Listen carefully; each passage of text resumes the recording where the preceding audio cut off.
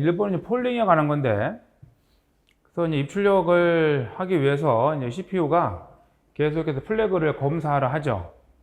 그렇기 때문에 이제 동기식이었었고요. 이제 CPU가 직접이 아니라 간접이 아니라 직접 했던 거죠.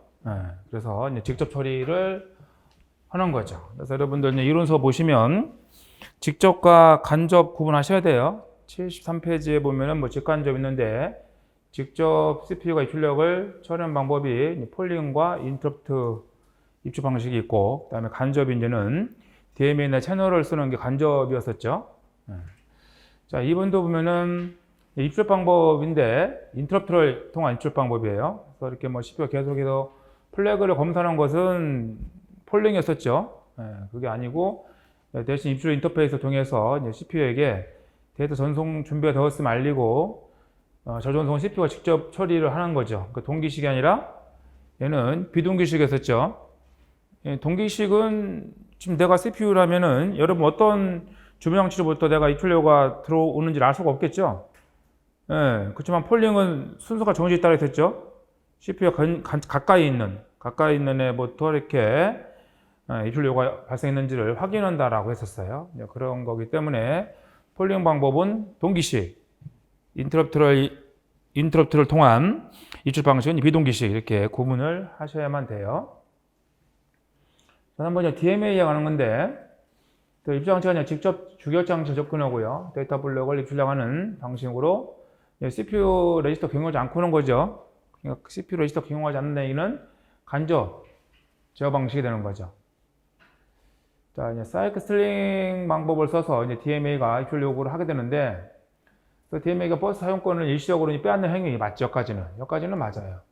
근데 사이클 스트링 시에 수행하고 있던 프로그램을 정지하고, 여기까지도 뭐 봐줄만한데, 상태 저장을 해야 하네요.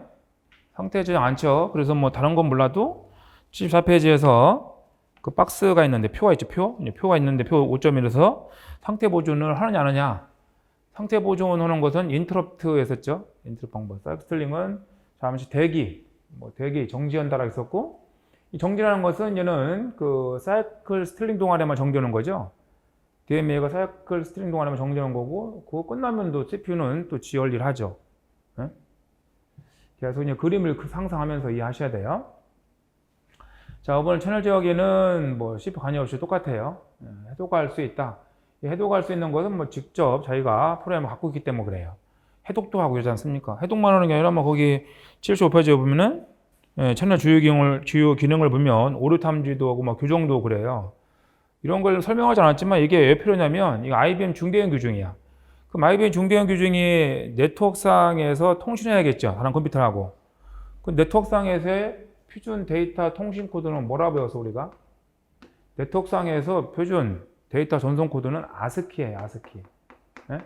그래서 이게 코드 변환을 해줘야겠죠. 지금 채널은 IBM 중대형 기준에 쓰는 거기 때문에 우리가 시험에 다 안 나온다고 했잖아요. 또 채널이라는 것은 네트워크상에서도 네트워크상에서 회선인데 그 회선의 전달 통로를 우리가 그 채널이라고 그래요. 그래서 또 그런 걸 구분하기 위해서도 잘 안 나온다고 했었어. 자, 그 다음에 이제는 바이트 볼트 플러스는 전송 단위가 바이트라는 거죠. 한 블럭이 아니라 한 바이트씩. 그래서 한 블럭씩 하는 건 뭐예요?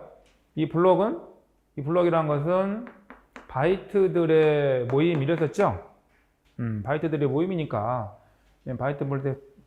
바이트 멀티플러스 채널에 대한 설명이고, 한 블럭씩 하는 거는 버스트 방지라고 되어 있죠. 버스트 방식. 이 정도만 이제 구분을 예전에 안 나와서 태그도 지웠는데요. 이렇게 말하면 되고, 그 다음에 인터럽트는 중요하죠. 인터럽트는 많이 나오고. 그래서 인터 발생하게 되면은 이게 중요하대서. 현재 수행 중인 프로그램을 종료해요? 이게 한번 나왔는데 되게 어려운 거였었어. 프로그램이라는 것은 명령어들의 모임이라고 했죠. 명령어들의 모임.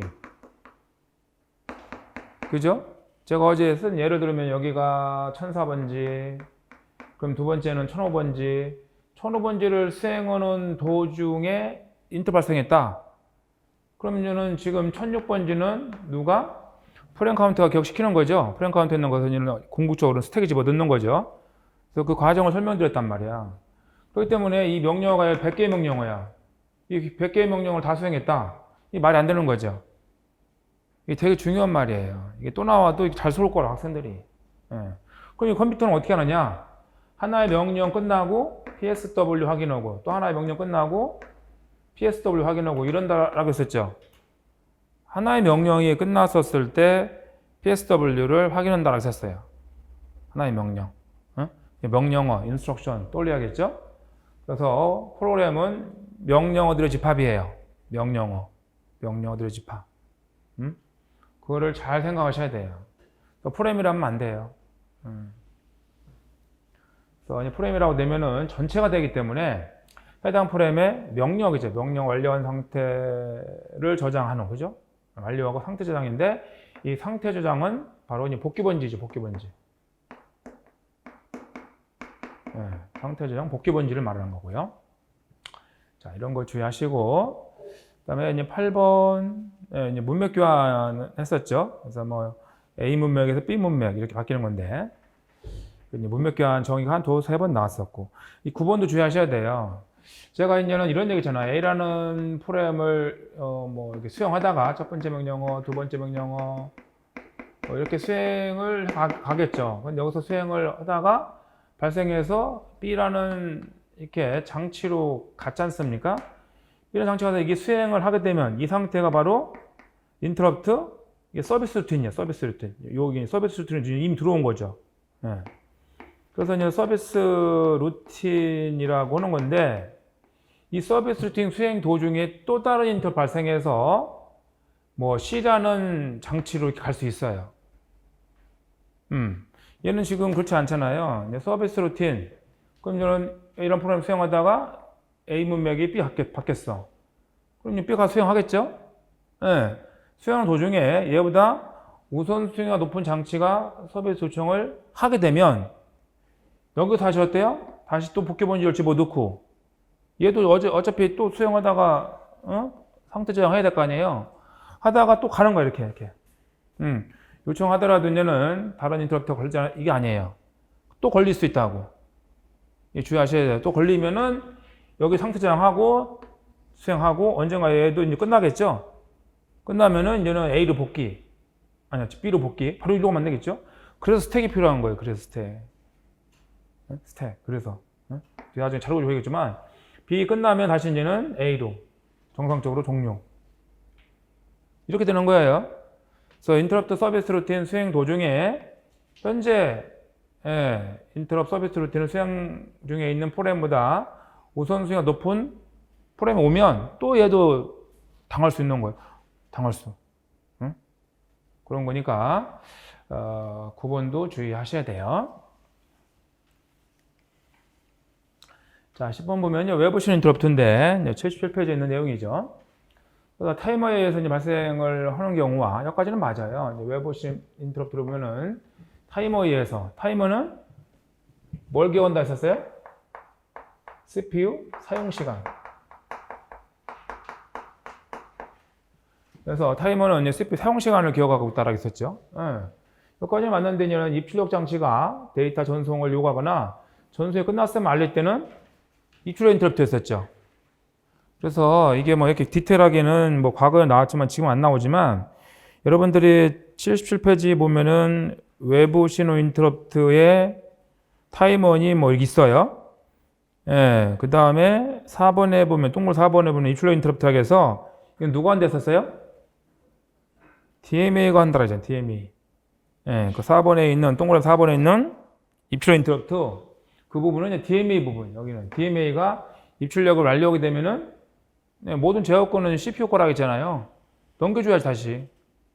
모든 장치는 다 CPU가 재우는 거예요. 장치는. 그렇기 때문에 입출력 인터럽트는, 입출력은 누가요? DMA가잖아. 그럼 입출력 완료 끝나면은 그 버스, 입출력 하기 위해서 썼던 버스들 있을 거 아니에요. 그죠? 회선들. 그걸 다시 이제는 CPU에 넘겨줘야 되는 거죠. 네, 그래서 입출력 인터럽트 하면 DMA를 떠올리라고. DMA를. 자, 11번 보면요. 입출력 인터럽트 우선순위인데, 데이 체인은 이게 하드웨어 방법이죠. 하드웨어 저기. 그 소프트웨어 방법은 폴링 아닙니까? 여기는 하드웨어 바꾸면 딱 맞아요. 하드웨어 바꾸면은 데이 체인이 있는데 얘는 장치를 직렬 연결, 중요해서 직렬, 직렬 연결거고 우선순위가 높은 장치를 선두로 해서 우선순위를 따라서 연결되겠죠. 당연히 뭐 중요한 자원을 직렬 연결하면 직렬로 연결하게 되면 가까이부터 찾아갈 거 아니에요. 직렬 연결하면. 그렇기 때문에 가장 높은 장치 선두로 해서 우선순위를 부여한다라는 거죠. 자, 12번은 CPU와 인터럽트를 요청할 수 있는 장치 사이에 장치 번호. 이 장치 번호 버스를 두는 개념은 벡터 인터럽트였었죠. 벡터. 장치 번호 번호는 벡터. 이게 벡터가 방향, 크기 이런 뜻이니까 번호. 이 번호를 기억하죠. 벡터 인터럽트. 방향, 위치를 기억한다. 이렇게 기억하시면 되겠죠. 자, 13 폴링은요. CPU 각각의 주변 장치를 연속적으로 순회하며, 그렇죠. 입출 여부가 있는지 없는지 수치 체크해요. 그런데 상태 보존 함으로 폴링 상태 보존 해야 안 해요? 않죠. 주의하세요. 아까 뭐 사이클 슬링도 상태 보존 안 해. 폴링 같은 경우도 상태 보존 할 필요가 없죠. 그냥 내가 물어보는 거니까. 순서대로 이제는 동기시라고 있었죠. 동기시. 순서대로 이제는 입출 여부가 발생했는지를 물어보는 거예요. 확인하는 거예요. 그렇기 때문에 상태 보존 뭐 이런 게 필요가 없지 않습니까? 자, 14번이 병렬인데, 병렬 방법을 쓰면은 뭐 빠를 수밖에 없겠죠. 그런데 이제 이런 비용이 많이 들어가니까 잘 쓰지 않는다는 거고. 자, 이제 15번 이제 인터페이스로 넘어왔네요. 인터페이스. 인터페이스 79페이지 내용인데, 그래서 하나의 시스템을 구성하는 하드웨어, 소프트웨어 또는 두 개 이상의 시스템 상호작용, 상호 연결 인터페이스라고 했었죠.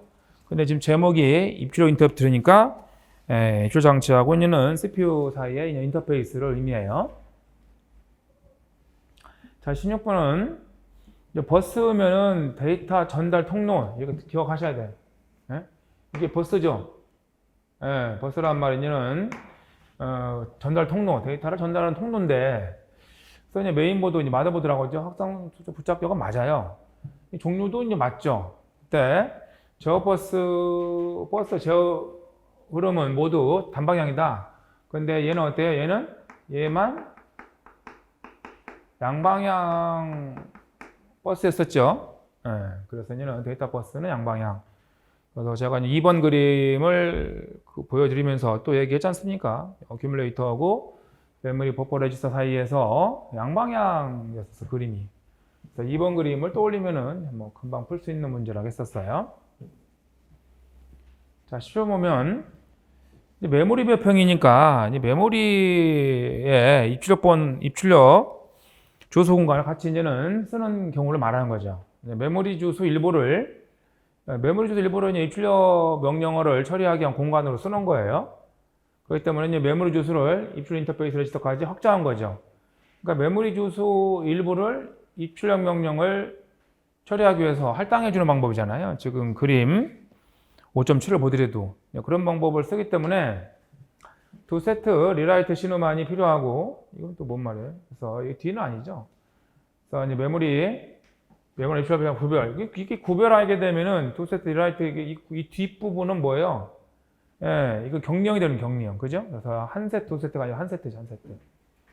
그래서 한 세트에 있는 리라이트 신호만을 필요하고, 이제 메모리 구별이 없죠. 이 구별하게 되면은 메모리 명령하고 입출력 명령, 메모리 명령과 입출력 명령을 구분하게 되면 구분하니까 격리지, 격리. 구분하니까 격리형 이렇게 기억을 하셨었어요. 이건 꼭 기억하셔야 돼요. 자, 18번. 핸드쉐이킹은 악수하다라는 뜻이니까 얘가 연결형. 그죠? 얘를 딱 보면은 얘는 연결형이구나. 악수하다. 연결형.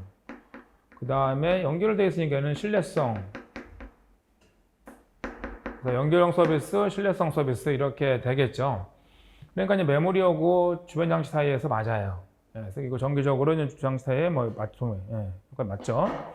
그래서 이제 이때 데이터 버스와 전송치를 맞추기 위해서 저 신호 하나를 쓰고 여기부터는 뭐예요 지금? 스트로브 방법을 말하고 있는 거죠. 이 뒷부분, 이 뒷부분은 스트로브를 말하고 있어요. 스트로브 방식. 스트로브 방법은 저 하나 쓰는 거고, 얘는 지금 두 개 쓰지 않습니까? 핸드쉐이킹은 얘는 확인하고 확인받고 이러기 때문에 두 개의 제어선을 쓰는 거고요. 그래서 여기부터는 얘는 스트로브 방법. 여기 이거는 책에 있으니까 확인하시면 되겠고.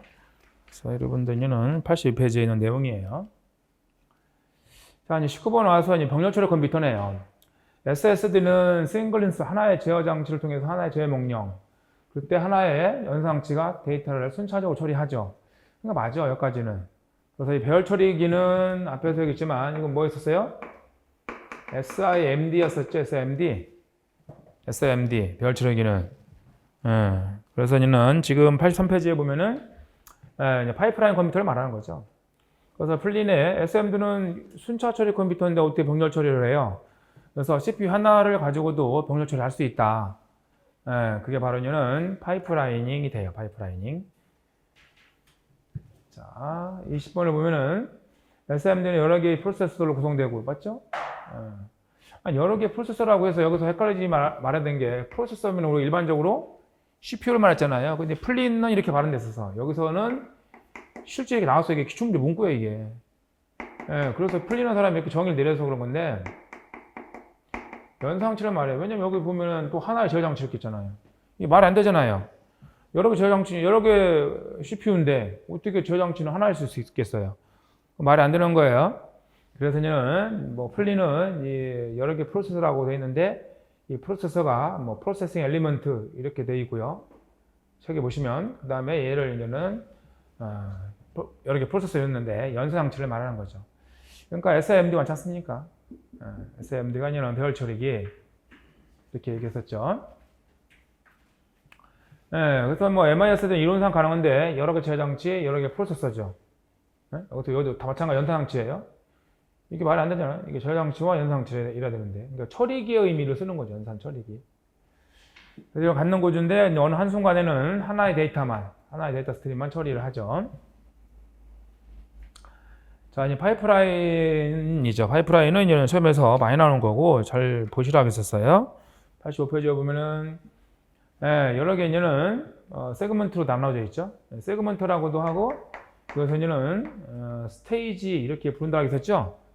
세그먼트 각 단계를 세그먼트, 스테이지 이렇게 부르고, 이런 부연산들 속도는 다르지만, 그러니까 여러분들 지금 85페이지 보는 그림에서 인스트럭션 패치, 얘가 세그먼트, 스테이지 이런 말 쓰는 거고, ID, 인스트럭션 디코딩 이것을 뭐 세그먼트, 스테이지 이런 말 쓰는 거예요. 그래서 이제는 각각에는 그 스테이트, 세그먼트 단계의 수행 속도가 다르겠죠. 근데 뭐 제가 어제도 말씀드린 것처럼 일반적으로 같다라고 보는 거고, 다르다라면은 크로스 사이클 중에서 가장 긴 애죠. 가장 짧은 애가 아니라 뭐예요? 가장 짧은 애 아니라 가장 긴, 그죠? 가장 긴 세그먼트 속도에 맞추어서 설계하기 때문에 시간 낭비, 그러니까 동기 고정식이 되겠죠. 동기 고정식. 우리가 어차피 다 마이크로 오퍼레이션과 관계 있는 거니까 동기 고정식, 동기 가변식 이랬는데 동기 고정식과 이제는 관계가 있는 거예요. 자, 23번. 파이프라인 속도 증가율은 이상적인 경우 이렇게 n단계, n번 증계. 제가 4개 갖고 했었죠?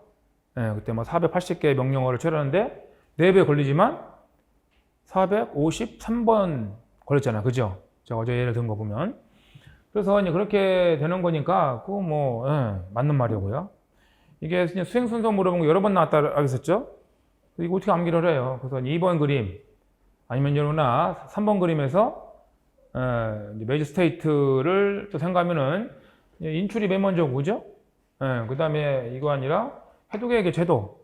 해독을 해야, 여기서 5는 오퍼랜드, 피현산자 있었죠? 5는 오퍼랜드란 말이에요, 오퍼랜드. 피현산자를 읽어올 거 아니에요, 이거? 바뀌었죠, 소개가. 암기할 때는 그렇게 암기하면 돼. 어차피 명령어 인출해서 명령 해독해야, 해독한 명령어에 맞게끔 단항이면 피현산자 하나 읽어올 거고, 이항이면 2개 읽어올 거 아니에요? 그렇게 연관을 지어서 이유를 대서 암기를 해야 된다, 항상. 그냥 무작위하게 암기하는 건 없어요. 자, 25번 보면은, 이제 배럴 프로세스는, SIMD라고 있었죠, SIMD. 맞는 말이고요. 자, 26번 보니까 이제 구조 해제들은 뭐였었어요? 하드웨어 구조 이렇게 암기를 했었죠? 하드웨어 구조 그렇게 암기하면 돼. 그럼 하드웨어 구조니까 어때요? 하드웨어 이제는 그 구조상으로 하드웨어가 부족하기 때문에 얘는 발생하는 해저드가 구조되어 있었죠. 암기할 때는 그 데이터 의존성이니까 뭐 이것은 데이터 제도겠죠. 데이터 의존성, 데이터 제도. 근데 중요한 거는 이 데이터가 뭐라는 거예요? 이렇게 구분하지 못하면 작년 문제가 어려울 수 있다고 했잖아요. 그 국가직 문제. 그죠? 데이터 해저드에서는 데이터의 의존성인데 그 데이터는 피연산자. 네. 근데 지금 여러분들이 같이 풀어봤지만 87페이지에서 그 국가직 문제 박스 두 번째 보면은 실행할 명령어죠. 명령어. 명령어 적절한 사이클, 클럭을 가져오지 못한 거니까 무작정 기다리겠죠. 예, 무작정 기다리는 얘기는 점프, 인터럽트 이런 거 발생하게 되면은 예, 그냥 무작정 기다리죠. 지금 보면 27번이 그런 거죠. 예, 이게 데이터 제도가 아니라 제어 제도죠. 제어 제도. 그래서 이제 분기 발생시키는 명령어, 이 명령어다 명령어. 예? 명령어 키워드야. 여기서는 데이터 키워드고, 데이터 의존성, 데이터 제도. 이렇게 암기하면 안 까먹어요. 그렇지 않으면 이거 괜히 공부했다가 이렇게 연관돼서 기억을 해야지 까먹을 거 뭐로 기억해 이걸. 그죠? 예, 까먹을 것 같으면 기억하지 말아야 돼. 머리만 아파. 그래서 이유를 대서 항상 암기를 해야 된다 했었어요. 그래서 제어라는 말에서 이제 분기. 그래서 제어가 이제 분기하는 거니까. 우리가 인터럽트 보면은 인터럽트의 의미가 뭐였었어요? 인터럽트의 의미가.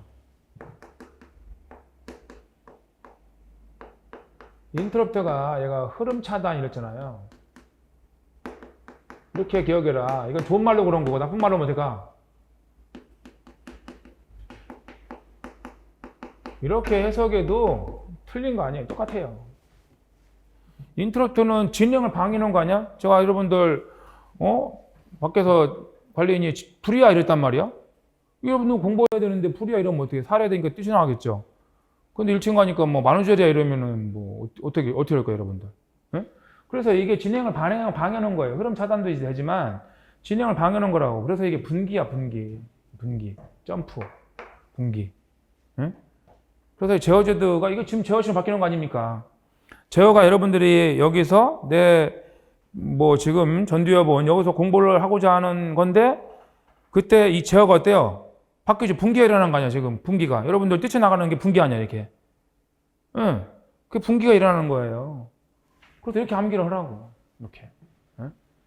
그래서 이런 분기, 이렇게 인터럽트, 그런 뭐 점프, 브랜치 이런 말이 나오면 뭔가 작업이 차단되고, 분기가 일어나는 거구나. 어디로, 다른 데로 이게 이동하는 거 아니에요. 아까 제가 그리면서도 A 문명에서 B 문명에 가버리는 거잖아요. 그죠? 분기가 일어나는 거잖아요, 분기가. 예? 그래서 그 제어가 있는 A에서 B로 바뀌는 거잖아요. 그래서 이렇게 있는 이유를 대서 암기를 좀 하셔야겠어요. 지금 제가 이유를 댄 게 무슨 어거지로 된 것도 아니고, 그렇게 실제 하는 거니까. 자, 이제 슈퍼 스칼라하고 이제 슈퍼 파이프라인을 구분하는데, 슈퍼 스칼라는 여러 개 파이프라인 두는 거죠, 여러 개.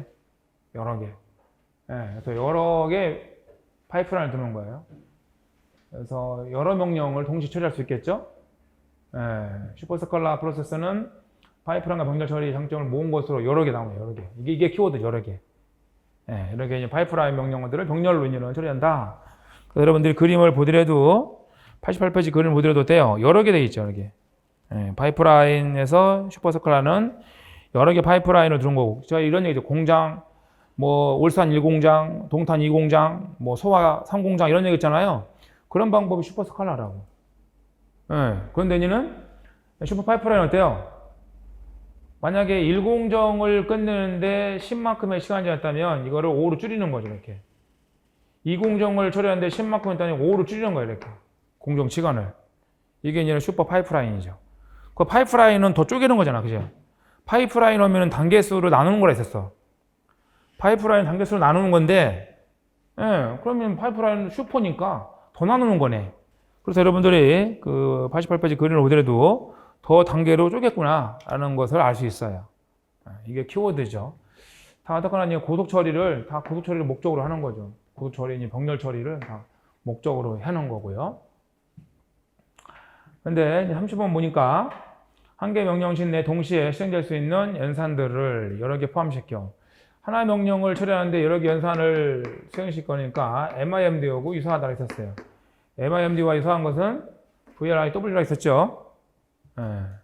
그래서 VLIW, 이거는 SMD를 떠올리면 되겠어요. 비슷한 개념이니까.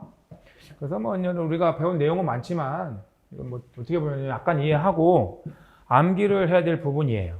암기를. 자, 이렇게 해서 이는 컴퓨터 구조를 우리가 끝냈어요. 컴퓨터 구조는 이게 전부예요. 그 이상 나올 것도 없어요, 여러분들. 여기까지 하면은 적어도 서너 문제, 네다섯 문제 맞힐 수 있다고. 헌데까지 하고 이제 기출 문제 계속 풀어봐야죠, 이제는. 그래서 이제 오늘 인쇄 들어갔으니까 뭐 다음 주 뭐 화요일이나 뭐 늦어도 수요일은 나오겠죠. 그리고 다음 주 토요일 날 제가 달달로 또 특강을 해드릴 거예요. 나머지 못 온 거. 여러분 까먹기 전에 한번 정리하고 넘어가야 돼. 또 이제 공지를 할 거예요.